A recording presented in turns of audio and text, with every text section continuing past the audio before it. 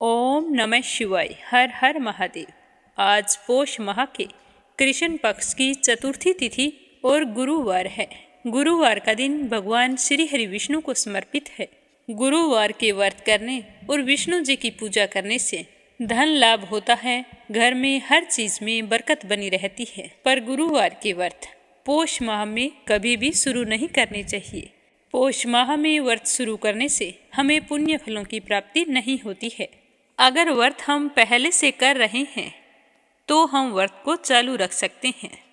तो अब अपने सुनते हैं आज की कथा। इससे पहले हमने अपनी पिछली वीडियो में आपसे कहा था कि आप अपने नाम कमेंट बॉक्स में लिखें, तो हमें आपके प्यारे प्यारे मैसेज मिले। आप सभी का इतना प्यार देखकर हमें बहुत ही खुशी हुई।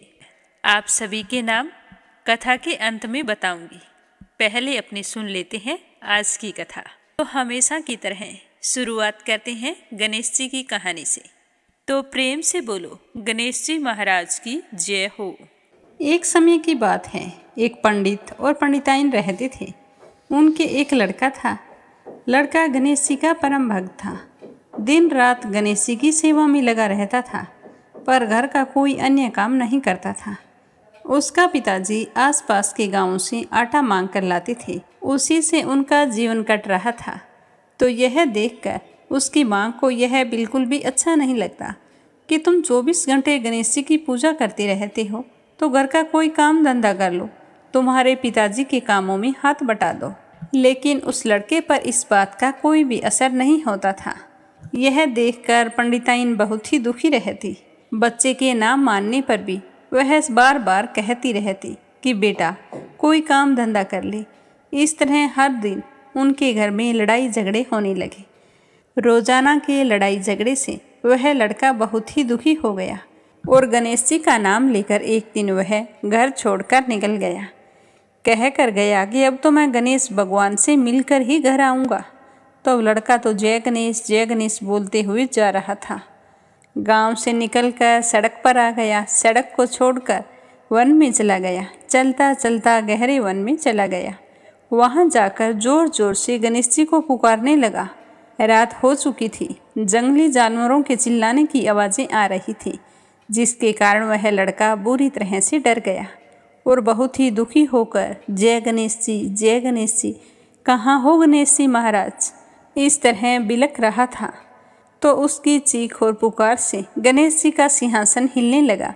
तो रिद्धि सीधी कहने लगी कि महाराज, कोई सच्चा भक्त है, आपको सच्चे मन से पुकार रहा है, आपको उसकी रक्षा करनी चाहिए।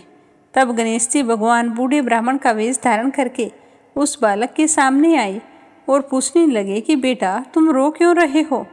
तो वह बालक कहने लगा कि मैं तो घर से गणेश जी से मिलने के लिए निकला था और चलते चलते इतना दूर निकल आया हूँ, पर मुझे तो गणेश जी कहीं भी दिखाई नहीं दे रहे और ना ही मुझे घर जाने का पता मालूम है। बाबा, अगर आप जानते हो तो बताओ, गणेश जी भगवान कहाँ मिलेंगे। तब ब्राह्मण वेशधारी गणेश जी बोले कि बेटा तू घर चला जा, यहाँ पर तुझे शेर चीते भालू खा जाएंगे।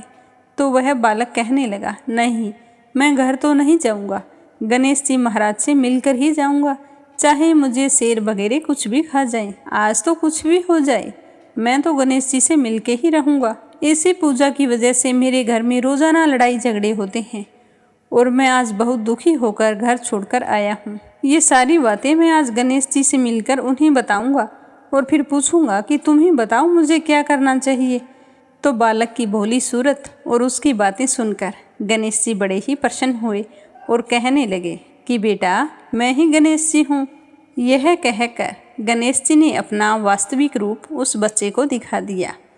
तो लड़का गणेश जी को देखकर प्रणाम करके बहुत ही खुश हुआ और कहने लगा कि आप तो यहाँ हैं और मैं कब से आवाज़ें लगा रहा हूँ, आपने इतनी देरी क्यों की मुझसे मिलने के लिए, आपको पता नहीं है कि मैं कितना दुखी हूँ। तो इस तरह उसकी बातें सुनकर गणेश जी बड़े ही प्रसन्न हुए और कहने लगे कि बेटा तुझे जो कुछ मांगना है मांग, मैं तुम्हें सब कुछ दूंगा। तो लड़के ने थोड़ी देर विचार किया और बोला कि घोड़ा और लगाम मांगूं, पूंछो गजराज मांगूं, महल मालिया मांगूं, पोषण वाली ऐसी मांगो जैसे फूल गुलाब का हो। माँ बाप का लाड प्यार और आशीर्वाद मांगो। एकाग्र होकर मैं आपकी भक्ति कर सकूं, इसके लिए मुझे कोई भी कुछ ना कहे। तो गणेश जी भगवान तथास्तु कहकर वहाँ से अंतर्ध्यान हो गए। गणेश जी के आशीर्वाद से उस लड़के को घर का रास्ता साफ साफ दिखाई देने लगा और वह अपने घर चल पड़ा। घर पहुंचकर देखा जहाँ वो झोंपड़ी छोड़कर गया था वहाँ तो महल बन गया और बाहर एक सुंदर सा घोड़ा खड़ा था। अंदर गया तो एक कमरे के अंदर पलंग पर दुल्हन बैठी थी। तो वह इधर उधर अपनी माँ को ढूंढने लगा। तभी उसने देखा कि उसकी माँ तो मंदिर में बैठी गणेश जी की पूजा कर रही है। तो उसे बड़ी ही हैरानी हुई। तो वह अपनी माँ को प्रणाम करके बोला कि माँ, आप गणेश जी की पूजा कर रही हैं और मुझे इतनी डांट लगाती थी। तो उसकी माँ कहने लगी कि बेटा, यह सब गणेश जी के पुण्य प्रताप से ही प्राप्त हुआ है। आज मेरी समझ में सब कुछ आ गया है। आज के बाद हम सब मिलकर भगवान जी की पूजा अर्चना किया करेंगे। तो घर के सारे सदस्य बहुत ही खुश हुए और नियमित रूप से गणेश जी की पूजा अर्चना करने लगे। हे गणेश भगवान, जैसे आपने उस लड़के के घर में अन्न धन के भंडार भरे, वैसे सबके भरना, सुख सौभाग्य बनाए रखना। बोलो गणेश जी महाराज की जय हो। भगवान श्री हरि विष्णु और गरुड़ की पौराणिक कथा। तो इस कथा को श्रद्धा भाव से पूरा सुनना और चैनल को सब्सक्राइब करते हुए वीडियो को ज्यादा से ज्यादा शेयर करना। बोलो श्री हरि विष्णु की जय हो। ऋषि कश्यप की कई पत्नियां थी, जिनमें से 2 वनिता और कद्रु थी। ये दोनों ही बहनें थी जो एक दूसरे से ईर्ष्या रखती थी। दोनों के पुत्र नहीं थे।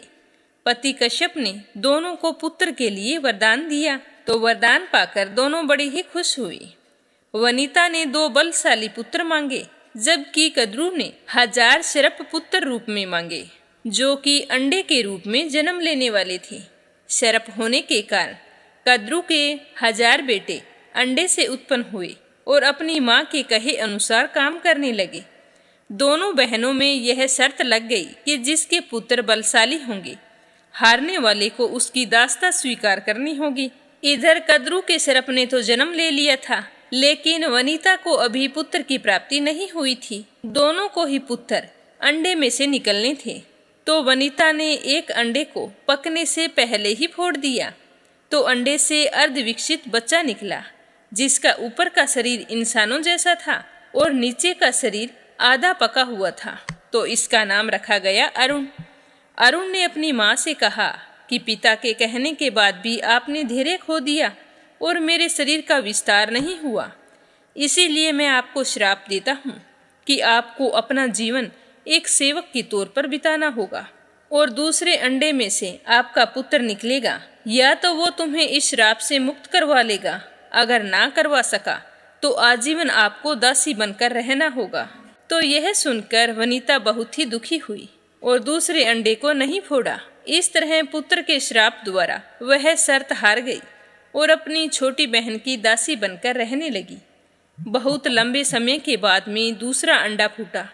उसमें से विशालकाय गरुड़ निकला, जिसका मुख पक्षी की तरह और बाकी शरीर इंसानों की तरह था। उनकी पंसलियों से जुड़े उनके विशालकाय पंख भी थे।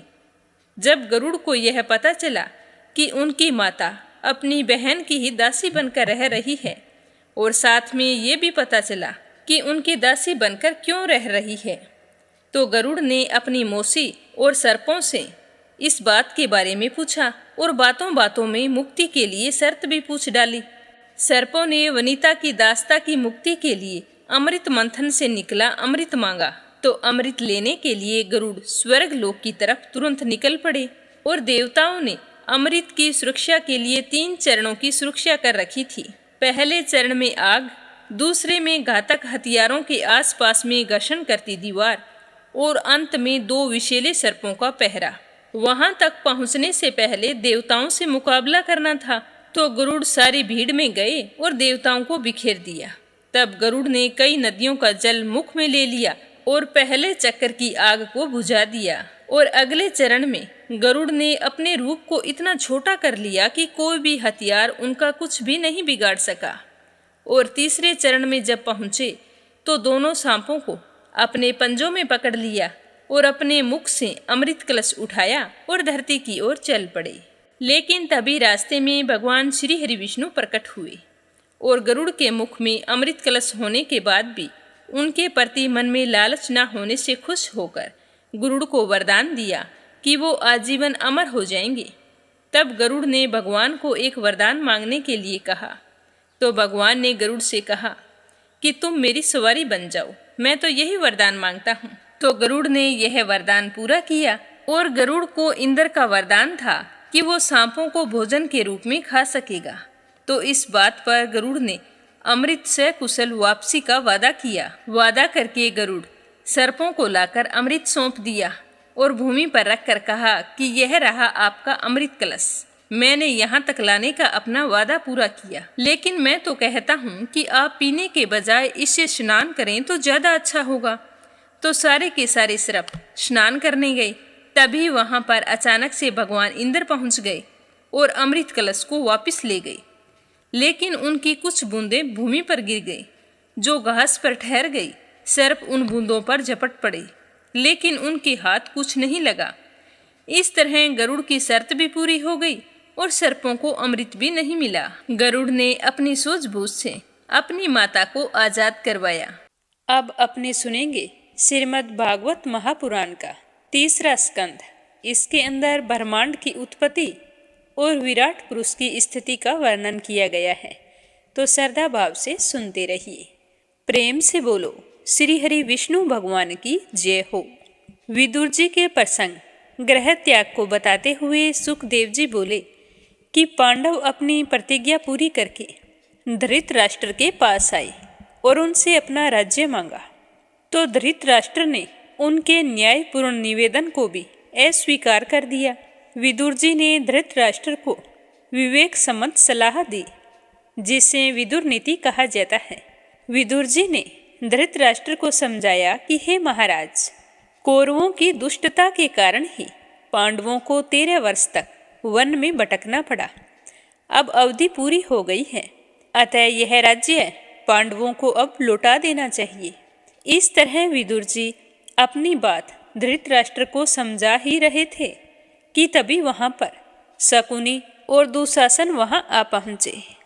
आते ही वे दोनों विदुर जी के ऊपर बहुत ही क्रोधित हुए और उन्हें दुष्ट बुद्धि, दासी पुत्र आदि बुरे वचन कहे और उनका अपमान किया। सब कुछ सुनते हुए भी धृतराष्ट्र वहां पर चुपचाप बैठे रहे। विदुर जी ने भी इस घटना को भगवान की माया के रूप में ही लिया, क्योंकि जो कुछ भी घटित होता है वह ईश्वर की ही इच्छा का परिणाम है। वे कौरवों के प्रदेश को छोड़कर तीर्थ यात्रा के लिए निकल पड़े। बहुत समय तक विदुर जी इधर उधर घूमते रहे। कुछ दिनों बाद वे घूमते घूमते यमुना नदी के किनारे पर जा पहुँचे। वहाँ उनकी मुलाकात उद्धव जी से हुई। दोनों बातचीत करते रहे। बातों बातों में उद्धव जी ने विदुर जी को बताया कि कौरवों ने पांडवों से कहा था कि तुम्हें राज्य तो दूर की बात है, सुई की नोक के बराबर भी जमीन नहीं देंगे। अगर तुम्हें चाहिए तो हमारे साथ युद्ध करना होगा। बस इसी बात पर महाभारत का भयंकर युद्ध हुआ था, लेकिन भगवान श्री कृष्ण की सहायता से पांडव विजयी हुए। इसके बाद विदुर जी ने उद्धव जी से भगवान श्री कृष्ण और उनके सगे संबंधियों के बारे में पूछा। तो इस प्रश्न के पूछने पर उद्धव जी बहुत ही व्याकुल हो गई और बहुत भीगे हुए शब्दों में कातर होकर उन्होंने बताया कि द्वारिका नगरी जल में डूब गई है, सारा यादव वंश नष्ट हो गया है, भगवान श्री कृष्ण अंतर्ध्यान हो गए हैं। विदुर जी ने यह सारा वृतांत सुना तो वे भी दुखी हो उठे। फिर वह भगवान श्री कृष्ण का चिंतन करते रहे। इसके बाद उद्धव जी कहने लगे कि भगवान श्री कृष्ण साक्षात विष्णु के रूप में हैं और उनके अनुपम गुणों की चर्चा करते हुए विदुर जी से कहा कि भगवान ब्रह्मा की समग्र सृष्टि में श्री कृष्ण के समान ना तो कोई रूपवान है और ना ही कोई बलवान। उनकी शक्ति से धर्म द्वेषी थर थर कांपते थे। वे तो साधु जनों के कष्टों के निवारण के लिए महत्व के अंश से युक्त होकर अग्नि के समान आविर्भूत हुए थे। विदाई के समय माता पिता से अपने अपराधों के लिए क्षमा याचना करना, शिशुपाल का सिर छेद करना और युद्ध में मारे गए योद्धाओं को दयावश निज दाम प्रदान करना आदि भगवान के कृत्यों का स्मरण कीर्तन करके उद्धव जी रोमांचित हो उठे। भगवान के गुणों का वर्णन करते हुए उद्धव जी बोले कि विदुर जी, श्री कृष्ण तो अपकारी के प्रति भी उदार भाव रखते थे, तभी तो अपने स्तन को विष लगाकर श्री कृष्ण को बाल रूप में दूध पिलाने आई पूतना का भी उन्होंने उद्धार किया था। अपने से शत्रुता रखने वाले राक्षसों दैत्यों को भी उन्होंने अपना परम पद प्रदान किया। कृष्ण ने कंस को बलपूर्वक राज सिंहासन से खींचा और पृथ्वी पर पटक पटक कर दे मारा। उन्होंने अपने गुरु संदीपन के कहने पर उसके मृत पुत्र को जीवित कर दिया। भीष्म की कन्या रुक्मिणी के अनुरोध पर भगवान श्री कृष्ण ने स्वयंवर सभा के बीच में उनका हरण किया था और उसके साथ विवाह भी किया। इस तरह भगवान श्री कृष्ण ने अनेक लीलाएं की थी। जब सत्यभामा ने पारिजात फूल की इच्छा जाहिर की तो भगवान श्री कृष्ण ने उन्हें इंद्रलोक से पारिजात का फूल लाकर दिया था। राजा भगवदत्त को पृथ्वी की प्रार्थना पर राजा बनाया और अनेक निर्दोष बंदियों को बंधन से मुक्त किया। भगवान श्री कृष्ण ने भीमासुर का विनाश करके अनेक अबलाओं का उद्धार किया था और उन अनेक अबलाओं के प्रेम भरे हुए अनुरोध के कारण ही उनके रूपों में एक बार में ही पुत्रवती बनाया। अधिकांश यदुवंशी शराब पीने लगे थे और आपस में झगड़ने लगे थे। वे बात बात पर एक दूसरे से लड़कर संघर्ष किया करते थे। भगवान श्री कृष्ण ने देखा कि यदुवंश का विनाश काल आ गया है, तब वे तटस्थ हो गए और प्रभास क्षेत्र में आ गए। जैसे ही भगवान श्री कृष्ण ने द्वारिका से पैर निकाला, वैसे ही यदुवंशी आपस में लड़कर मर गए। प्रभास क्षेत्र से चलकर भगवान श्री कृष्ण सरस्वती नदी के किनारे पहुँचे और वहाँ से उन्होंने मुझे भी अलग होने के लिए कहा, लेकिन मैं कहाँ और किस तरह जाता। भगवान श्री कृष्ण ने मेरी भक्ति भावना का अनुभव किया और मेरी निष्ठा को देखते हुए जन्म जन्मांतर तक अपना भक्त बने रहने का वरदान दिया। मैंने उस समय भगवान से प्रार्थना की कि भले ही वे सर्वज्ञ और सर्वशक्तिमान हैं, फिर भी वे शरीर धारण करें और अनेक लीलाएं करें। मेरी प्रार्थना पर ध्यान देकर भगवान श्री कृष्ण ने उसे स्वीकार किया और पितामह ब्रह्मा जी को दिए हुए भगवत ज्ञान को अपने मुख से ही मुझे सुनाया, जिसे सुनकर मैं कृतार्थ हो गया। अब मैं तप करने के लिए बद्री का आश्रम जा रहा हूँ। विदुर जी ने उद्धव जी को प्रणाम किया और उनसे श्रीमद् भागवत की कथा सुनाने की प्रार्थना की, पर उद्धव जी तपस्या करने के लिए जा रहे थे। इसीलिए उन्होंने कहा कि तुम मैत्रेय जी से संपर्क करो, क्योंकि भगवान के इस ज्ञान के प्रचार प्रसार का दायित्व मैत्रेय जी को ही सौंपा है। वो आपको अच्छे से बताएंगे और मैं तपस्या करने के लिए जा रहा हूँ। यह कहकर उद्धव जी तपस्या करने के लिए चले गए। फिर विदुर जी मैत्रेय जी से मिले। मिलकर उन्हें प्रणाम किया और विदुर जी से हुई बातचीत के बारे में उन्हें बताया। बताकर बाद में विदुर जी ने मैत्रेय जी से 3 सवाल पूछे। पहला ये कि माया से अतीत कर्म रहित ईश्वर संसार की रचना कैसे करता है और किस प्रकार जीवों को जीविका प्रदान करता है। दूसरा, प्रभु विश्व का नियामक है और वह कैसे अवतार धारण करके लीलाएं करता है। तीसरा ये कि भगवान श्री कृष्ण की लीलाओं का मर्म क्या है। तो विदुर जी की बात सुनकर मैत्रेय जी ने कहा कि हे विदुर, भगवान श्री कृष्ण महाप्रलय में अपनी योग माया को समेटकर सुसुप्त पड़े रहते हैं। उस सुसुप्त अवस्था में ही वे सर्वथा चैतन्य तथा पुनः सृष्टि की रचना के लिए काल की प्रतीक्षा में रहते हैं। गुणमयी माया में काल द्वारा क्षोभ किए जाने पर भगवान चैतन्य रूप धारण करते हैं। उस समय काल और माया की प्रेरणा से पहले महत्व प्रकट होता है। उसमें विकास आ जाने पर आदिभूत अध्यात्म और अधिदेव के आश्रयभूत तीन वैकारिक तेजस और तामस तत्व, और इन तत्वों से क्रमशः मन, इंद्रिय और आकाश में विकास होने से उत्तरोत्तर शब्द आकाश, तेज अग्नि तत्व तथा स्पर्श पवन, रस जल, गंध पृथ्वी तन मात्राएं उत्पन्न होती हैं। और मन के साथ ही अहम तत्व से देवगण भी उत्पन्न होते हैं। मन के साथ उत्पन्न देव सृष्टि रचना का प्रयास करते हैं, परंतु परस्पर संबंध न होने के कारण सफल नहीं हो पाते। तब से वे भगवान की शरण में जाकर उनकी स्तुति करते हुए उनको सेवा का अवसर प्रदान करने के लिए विनती करते हैं। देवों के द्वारा प्रार्थना करने पर भगवान 23 तत्वों को संगठित करके उनमें अपने आप प्रवेश करते हैं। उससे इन तत्वों में विराट पुरुष का आविर्भाव होता है। यह विराट तत्व भी हजारों साल तक जल में ही पड़ा रहता है, और जब उसे क्षोभ होता है तभी संसार की रचना करता है। सबसे पहले वह अपने 3 विभाजन करता है, आत्मा, परमात्मा और विराट। यही भगवान विराट प्रथम अवतार हैं, और इसी अवतार से सारी सृष्टि की रचना होती है। विराट प्रथम अवतार हैं, और पंच प्राण अपान, समान, उदान और व्यान, वायु तथा नाग सहित कुरम, कुकल, देव और धनंजय आदि प्रकट होते हैं।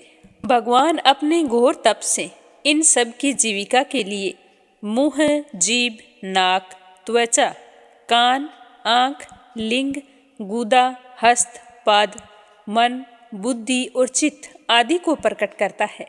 फिर इसके बाद इनके विषय वाणी, स्वाद, प्राण, स्पर्श, दर्शन, श्रवण, वीर्य, मल त्याग, काम की शक्ति, चिंतन, अनुभूति और चेतना की अवस्थिति होती है। फिर इनके देवता अग्नि, वरुण, अश्विनी कुमार, आदित्य, पवन, प्रजापति, इंद्र, लोकेश्वर आदि उत्पन्न होते हैं। उसका पुरुष के मुख से वेदों सहित ब्राह्मणों की, भुजाओं से क्षत्रियों की, जांघों से वैश्यों की और चरणों से शूद्रों की उत्पत्ति होती है। इन लोगों के भी कर्म अलग अलग हैं। ब्राह्मण का कार्य लिखना पढ़ना, क्षत्रिय का सभी वर्णों की रक्षा करना, वैश्य का कृषि करना, शूद्र का सभी की सेवा करना है। यह सब सुनकर विदुर जी ने मैत्रेय जी का आभार माना और फिर अपनी कुछ जिज्ञासाएं और उनके सामने रखी। निर्विकार चैतन्य मात्र भगवान के गुण और कर्म लीला युक्त कैसे हो सकते हैं?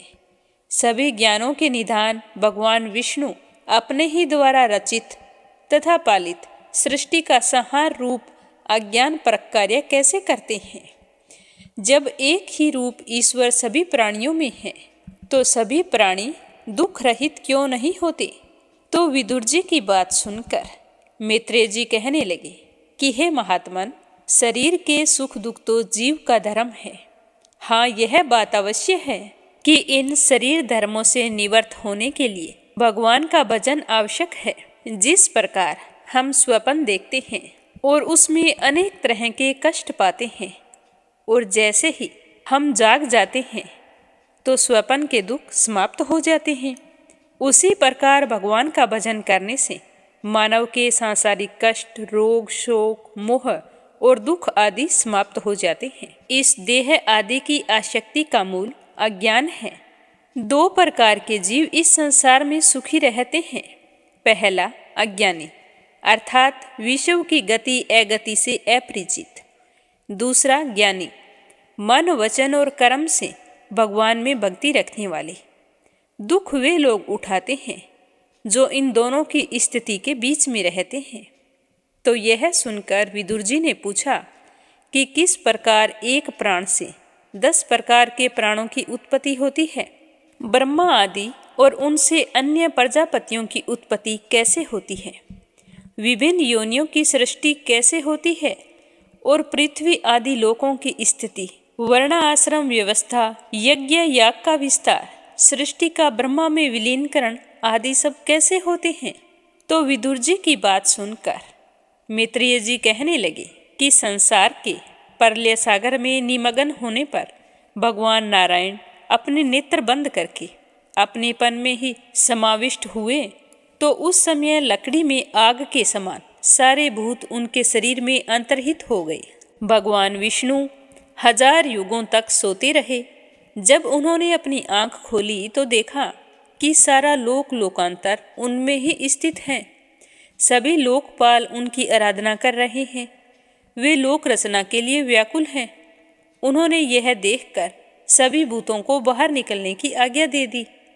तब भगवान की नाभि से प्रकाशमान दिव्य कमल निकला।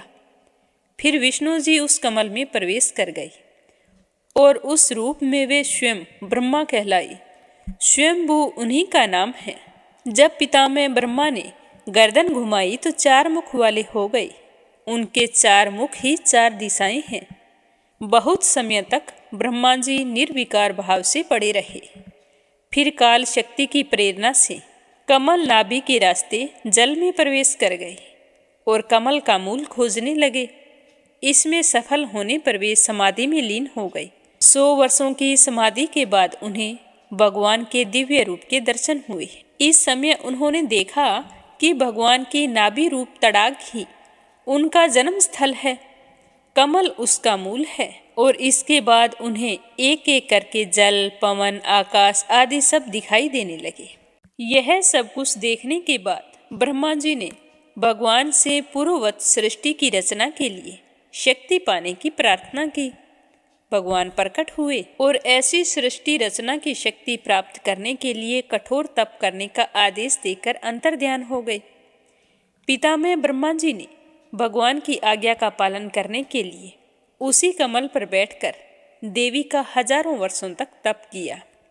उस तप की शक्ति से ब्रह्मा जी को सिद्धि प्राप्त हुई और उससे उन्होंने अपार जल राशि को आकाश में व्याप्त किया। फिर उसी कमल के लोक रूप से भूलोक, भूवरलोक, स्वलोक 3 लोकों की रचना की। इन 3 लोकों में कामना वाले प्राणी निवास करते हैं। विषयों के रूपांतर को ही काल कहते हैं और यह काल भगवान का अप्रकट उपादान है। इस काल को ही निमित्त बनाकर भगवान संहार करते हैं। यह संसार जगत 3 कालों में से एक सा रहता है और इस जगत का त्रिविध काल द्रव्य तथा गुण के द्वारा प्रलय होता है। ईश्वर की एक से अनेक होने की इच्छा में सबसे पहले सृष्टि है। इसके बाद दूसरी अहंकार और पृथ्वी आदि 5 महाभूति की उत्पत्ति हुई। तीसरी भूत सर्ग अर्थात पंचभूतों के तन मात्रा वर्ग की उत्पत्ति हुई।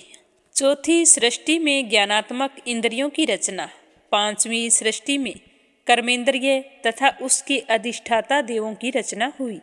6ठी सृष्टि में अविद्या, माया, तप, मोह, महामोह की रचना तथा 7वीं सृष्टि में अचेतन, वनस्पति, औषधि, लता, बांस, बेल, वृक्ष आदि उत्पन्न हुए।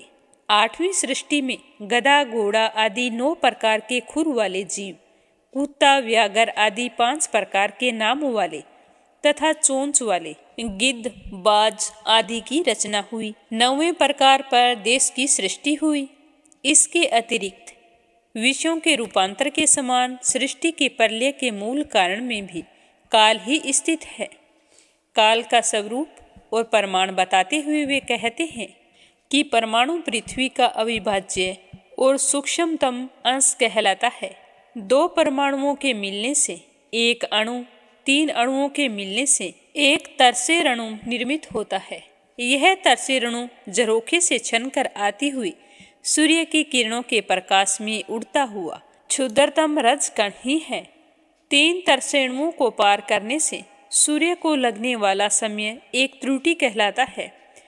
त्रुटि का 100 गुना समय एक वेद, 3 वेद के मिलने से एक लव, 3 लवों के संयोग से एक निमेष, 3 निमेषों के योग से एक क्षण बनता है। 5 क्षणों की काष्ठा होती है। 15 काष्ठाओं का एक लघु, 15 लघुओं की एक नाड़िका, 2 नाड़िकाओं का एक मुहूर्त होता है। 6 या 7 मुहूर्तों का एक पहर होता है। 4 यामों का एक दिन और 4 यामों की एक रात होती है। 15 दिन रातों का एक पक्ष होता है। पक्ष 2 होते हैं, कृष्ण और शुक्ल। 2 पक्षों का 1 महीना होता है। 2 महीने की ऋतु होती है। 3 ऋतुओं का 1 अयन होता है। अयन 2 होते हैं, दक्षिणायन और उत्तरायण। इन 2 अयनों का 1 वर्ष होता है। ऐसे 100 वर्षों की मनुष्य की आयु होती है। इस वर्ष को ही सूर्य, बृहस्पति, चंद्रमा और नक्षत्र संबंधी महीनों के भेद से संवत्सर, परिवत्सर, चूड़ावत्सर, अनुवत्सर तथा वत्स कहते हैं। देवताओं की 12 सहस्त्र वर्षों की अवधि के 4 युग होते हैं, सतयुग, त्रेता युग, द्वापर युग और कलयुग। इनकी अवधि 4800, 3600, 2400 और 1200 दिव्य वर्ष की होती है। इस तरह के 1 सहस्त्र चारों युग ब्रह्मा जी का 1 दिन होता है और इतना ही समय 1 रात का होता है। ब्रह्मा जी के 1 दिन को ही कल्प कहते हैं। 1 कल्प में 14 मनु होते हैं। प्रत्येक मनु का परिमाण चतुर्युगी है। जब ब्रह्मा जी का दिन समाप्त होता है और रात आती है, जब वो विश्राम करते हैं, वही प्रलय है। ब्रह्मा जी की आयु के पहले प्रारंभिक भाग के प्रारंभ में ब्रह्मा नामक कल्प हुआ। इस कल्प में शब्द मात्र था और दूसरे प्रारंभिक भाग में पद्य नामक कल्प हुआ। इस कल्प में भगवान के नाभि सरोवर से कमल प्रकट हुआ। यह सर्वलोकमय था। मैत्रेय जी के अनुसार इस समय दूसरे प्रारंभिक चरण का वराह कल्प चल रहा है। इसमें भगवान ने शुक्र रूप धारण किया। 2 प्रात का यह काल भगवान विष्णु का 1 निमेष है। वे ही इस समस्त ब्रह्मांड कोश के कारण रूप हैं और उनसे परे कुछ भी नहीं है। इसके बाद मैत्रेय जी ने प्रलय के बाद सृष्टि की उत्पत्ति का विवरण दिया। उन्होंने कहा कि जब ब्रह्मा जी सृष्टि की रचना के लिए तैयार हुए तो सबसे पहले मोह, तम आदि तामसिक वृत्तियां रची गई, तो इससे वे दुखी हो उठे। दोबारा जब उन्होंने सृष्टि रचना के विषय में विचार किया तो वीतराग ऋषि शनक आदि उत्पन्न हुए। इन वीतरागियों ने सृष्टि के विस्तार की आज्ञा जो ब्रह्मा जी ने दी थी अस्वीकार कर दी। ये सभी ऋषि ब्रह्मचर्य का पालन करते हुए विष्णु जी के ध्यान में रहे। जब उन्होंने ब्रह्मा जी की आज्ञा नहीं मानी तो वे उनसे क्रोधित हो उठे। तभी एक नीले व लाल रंग का बालक उनकी भौहों से उत्पन्न हुआ। यह बालक पैदा होते ही अपने नाम और निवास के लिए रोने लगा, तो पितामह ब्रह्मा जी ने उनके रोने के कारण उसका नाम रुद्र रख दिया और निवास के लिए आकाश, पवन, अग्नि, पानी, हृदय, इंद्रियां, प्राण आदि निश्चित कर दिए। फिर उन्होंने इस रुद्र के भी 11 भाग कर दिए। वे क्रम से इस प्रकार थे: मनु, महान शिव, ऋतध्वज, उग्रेता, भव, काल, वामदेव तथा भृतवत। इन 11 रुद्रों को ब्रह्मा ने कर्म रूप से 11 रुद्रनियां दी: वृत्ति, उष्णा, न्यूत, उमा, सर्पी, इला, अंबिका, इरावती, सुधा और दीक्षा, और कहा कि इनसे आगामी प्रजा उत्पन्न करो। तो उस नील लोहित बालक ने पितामह ब्रह्मा जी की आज्ञा का पालन किया, पर वे उससे जो संतति उत्पन्न हुई वह बहुत ही भयंकर थी। तो यह देखकर पितामह ने नील लोहित से कहा कि तुम तप करो और उत्तम संतति उत्पन्न करो। तो नील लोहित वन में तप करने के लिए चले गए। इसके बाद 10 अंगों से ब्रह्मा जी ने 10 पुत्र उत्पन्न किए: मरीचि, अंगिरी, आगिरस, पुलस्त्य, पुलह, क्रतु, वशिष्ठ, दक्ष, भृगु और नारद। इसके अलावा ब्रह्मा जी ने हृदय से काम, भौहों से क्रोध, अधर और होठों से लोभ, वाणी से सरस्वती, लिंग से समुद्र, गुदा से पाप का स्थान, छाया से कर्दम, दाएं स्तन से धर्म और बाएं से अधर्म को पैदा किया। इन सब के बाद ब्रह्मा जी स्वरूप और वासना से रहित पुत्री सरस्वती पर मोहित हो गए। अपने पिता की यह बात देखकर मरीचि आदि उनके पुत्रों ने पिता को इस बात से निरस्त करने की कोशिश की। जब पितामह को अपने कर्म का एहसास विवेक जागने पर हुआ तो वे बड़े ही लज्जित हुए और लज्जावश तत्काल उन्होंने अपना शरीर त्याग दिया। उनका यह छोड़ा हुआ शरीर ही सब दिशाओं में व्याप्त कोहरा और अंधकार है। पहला शरीर त्यागने पर जिसे कोहरा और अंधकार उत्पन्न हुए और दूसरा शरीर धारण करने के बाद जब उन्होंने देखा कि मरीचि आदि ऋषि का विस्तार नहीं कर रहे हैं तो उन्हें बड़ी चिंता हुई। इस चिंता से उसी अवस्था में उनका शरीर पुरुष और स्त्री 2 भागों में विभक्त हो गया। पुरुष का नाम स्वयंभू मनु और स्त्री का नाम शतरूपा है।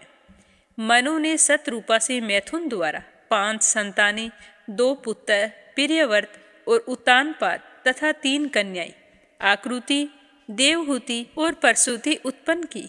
उन्होंने अपनी तीनों पुत्रियों का विवाह रुचि, करदम और दक्ष प्रजापतियों से किया और इन्हीं से आगे सृष्टि का विस्तार हुआ।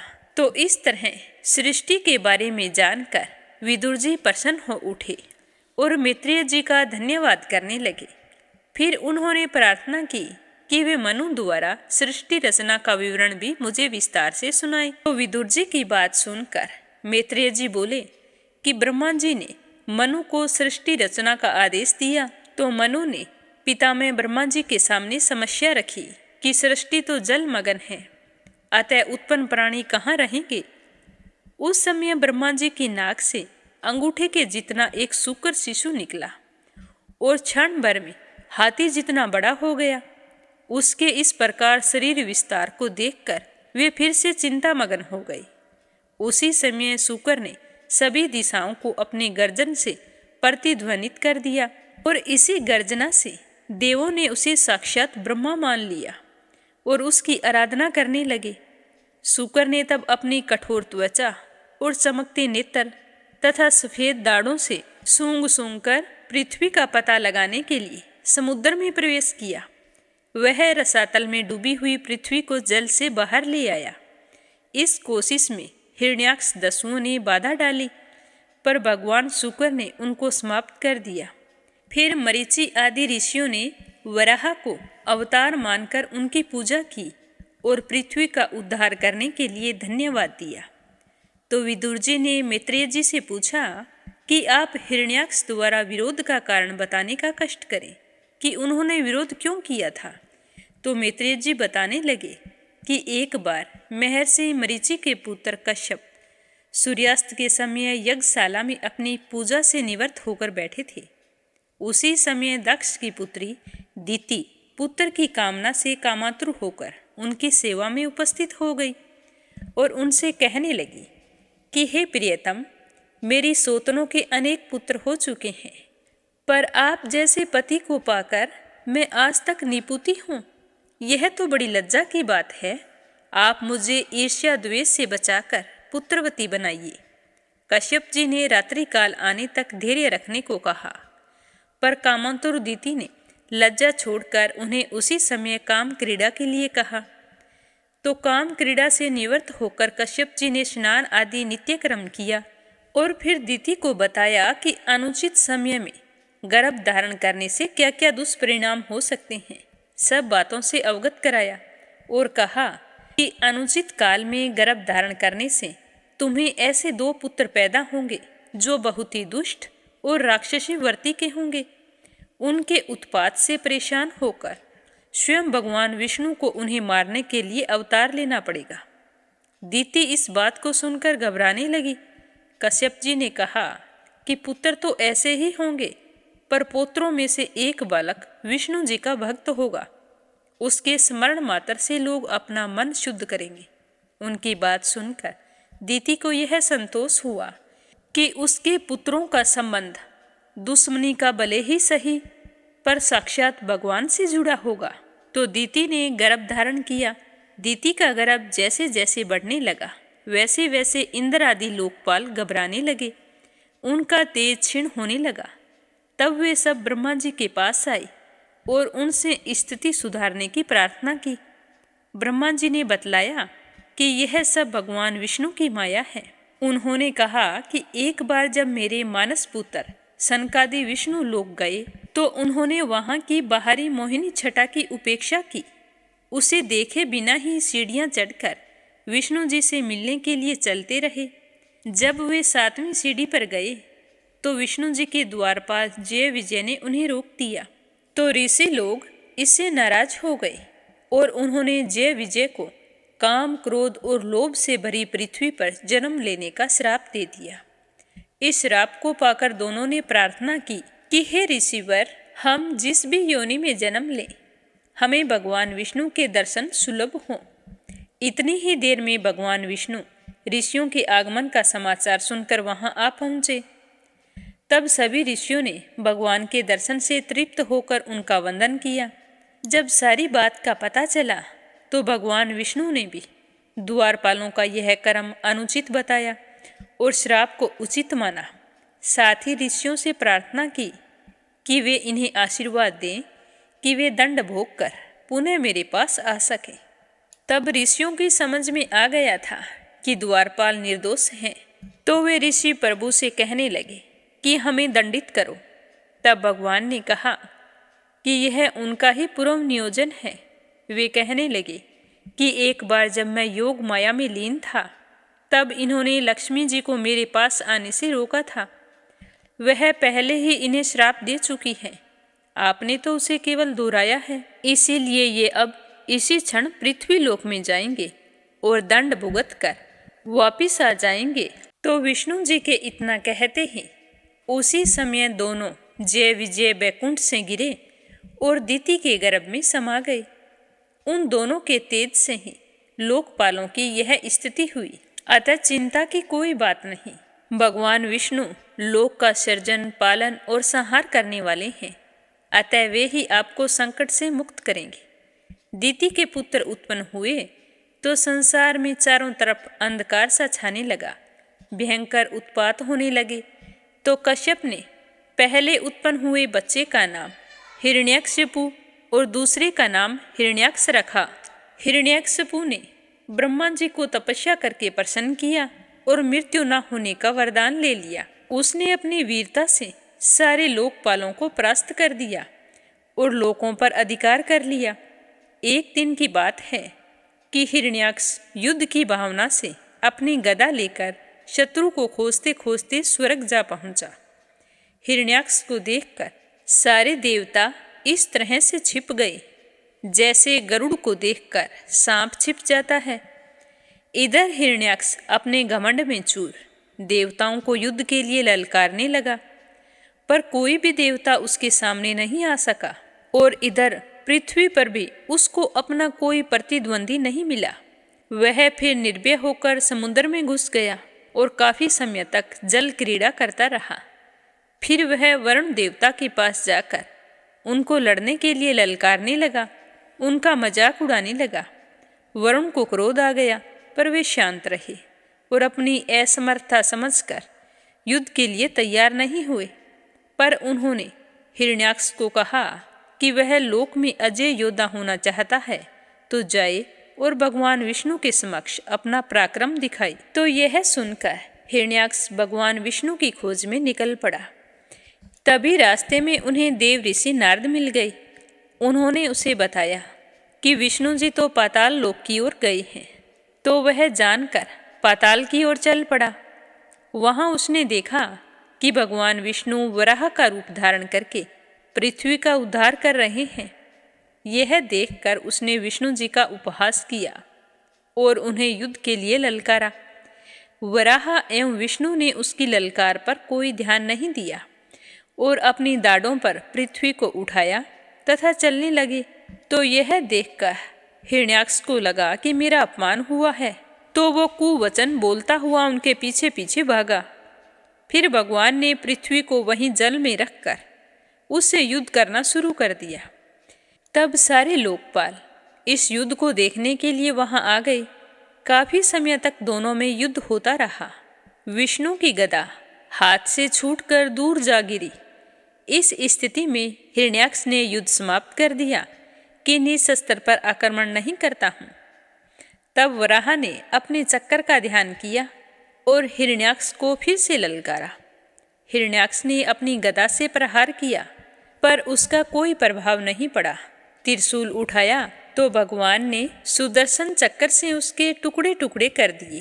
अंत में वराह रूप विष्णु ने उसकी कनपटी पर जोर से थप्पड़ मारा तो वह चक्कर खाकर पृथ्वी पर गिर पड़ा और कुछ समय में ही मर गया। अब विदुर जी ने कहा कि हे प्रभु, जब पृथ्वी का उद्धार हो गया तो स्वयंभू मनु ने सृष्टि विचार के लिए कौन कौन से उपाय किए। तो मैत्रेय जी ने विदुर जी को आगे क्या बताया, यह सुनेंगे अपने कल के अध्याय में कि स्वयंभू मनु ने सृष्टि विचार के लिए कौन कौन से उपाय किए। अब अपने सुनते हैं श्री हरि विष्णु भगवान के चौथे अवतार की कथा। बोलो विष्णु भगवान की जय हो। जब भी पृथ्वी या देवलोक में कोई भी संकट आया तो भगवान श्री हरि विष्णु ने अपना एक अवतार लेकर देवलोक और पृथ्वी का कल्याण किया। वैशाख महीने के शुक्ल पक्ष की चतुर्दशी तिथि को भगवान श्री हरि विष्णु ने नरसिंह अवतार लिया था और नरसिंह का अवतार लेकर दैत्यों के राजा हिरण्यकश्यप को मारा था। ये भगवान श्री हरि विष्णु का चौथा अवतार था। तो आज अपने सुनेंगे इसी की कथा। प्राचीन काल की बात है कि राक्षस राज हिरण्यकश्यप ने पितामह ब्रह्मा जी की कठोर तपस्या की। उसकी कठोर तपस्या से पितामह प्रसन्न हो गई और वरदान मांगने को कहा। तब हिरण्यकश्यप पितामह को प्रणाम करके कहने लगा कि हे भगवान, अगर आप मुझसे प्रसन्न हैं तो मुझे वरदान दीजिए कि मैं अमर हो जाऊं। तो ब्रह्मा जी कहने लगे कि ये तो वरदानों में नहीं आता, क्योंकि अमर होने का वरदान तो किसी को नहीं मिल सकता। तुम कोई और वरदान मांगो। तब वो कहने लगा कि मुझे वरदान दो कि मुझे ना तो कोई मानव मार सके, ना कोई पशु मार सके, ना मेरी दिन में मृत्यु हो और ना ही रात में, ना घर के अंदर हो ना घर के बाहर हो, ना धरती पर हो और ना ही आकाश में हो, और ना किसी शस्त्र से ना किसी अस्त्र से। तो पितामह ने जैसा उसने कहा था उसी तरह वरदान देकर अंतर्ध्यान हो गए। तो उसे यह अहंकार हो गया कि अब मुझे कोई मार नहीं सकता। वह तो स्वयं को ही भगवान समझने लगा और प्रजाजनों पर अत्याचार करने लगा। उसके अत्याचार से तीनों लोग दुखी हो गए। हिरण्यकश्यप का पुत्र प्रहलाद भगवान विष्णु का अनन्य भगत था। जब इस बात का पता हिरण्यकश्यप को लगा तो उसने अपने पुत्र को रोका कि भगवान मैं हूँ, तुम विष्णु की पूजा क्यों करते हो। पर प्रहलाद ने अपने पिता की एक भी बात नहीं मानी। भगवान विष्णु की भक्ति करने से रोकने के लिए हिरण्यकश्यप ने अनेक प्रयास किए, लेकिन उसका हर प्रयास बेकार गया। यहाँ तक कि हिरण्यकश्यप ने विष्णु जी की पूजा करने से रोकने के लिए अपने ही पुत्र के प्राण लेने की कोशिश की थी। एक दिन हिरण्यकश्यप ने अपनी बहन होलिका के साथ मिलकर अपने ही पुत्र को जलाने की कोशिश की। होलिका को भगवान शंकर से एक ऐसी चादर वरदान स्वरूप मिली थी जिसे ओढ़ने पर अग्नि उसे जला नहीं सकती थी। तो होलिका उस चादर को ओढ़कर प्रहलाद को गोद में लेकर चिता पर बैठ गई। हिरण्यकश्यप बहुत ही खुश था कि आज प्रहलाद का अंत हो जाएगा। जैसे ही चिता को अग्नि लगाई गई और आग धूं धूं करके जलने लगी तो देव योग से वह चादर उड़कर प्रहलाद के ऊपर आ गई, जिससे प्रहलाद की जान बच गई और उसकी बुआ होलिका जल गई। यह फाल्गुन पूर्णिमा का दिन था, तो इस दिन को होली के नाम से जाना जाता है। तो इस दिन होली जलाकर होलिका नाम की दुर्भावना का अंत और भगवान द्वारा भक्त की रक्षा का जश्न मनाया जाता है। ऐसा माना जाता है कि होली से पूर्व 8 दिन दहन की तैयारी की जाती है। जब प्रहलाद को नारायण की भक्ति से विमुख करने के सभी उपाय निष्फल होने लगे थे, तो हिरण्यकश्यप ने फाल्गुन शुक्ल अष्टमी के दिन अपने पुत्र को बंदी बना लिया था और मृत्यु हेतु तरह तरह की यातनाएं दी। तभी से होली से पहले के 8 दिन होलाष्टक के नाम से जाने जाते हैं। एक दिन जब प्रहलाद ने कहा कि भगवान विष्णु तो सर्वत्र व्याप्त हैं, तो हिरण्यकश्यप ने उसे चुनौती देते हुए कहा कि अगर तुम्हारे भगवान सर्वत्र हैं तो इस स्तंभ में क्यों नहीं दिखाई देते। यह कहते हुए उसने अपने महल के उस स्तंभ पर प्रहार किया।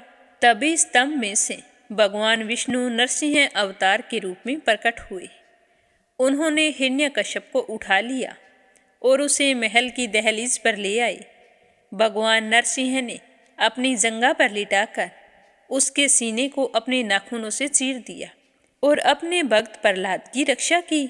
भगवान नरसिंह ने जिस स्थान पर हिरण्यकश्यप का वध किया वह ना तो घर के भीतर था ना घर के बाहर था। उस समय गोधूली बेला थी, यानी ना दिन था ना रात थी। नरसिंह ना पूरी तरह से मानव थे और ना ही पशु थे।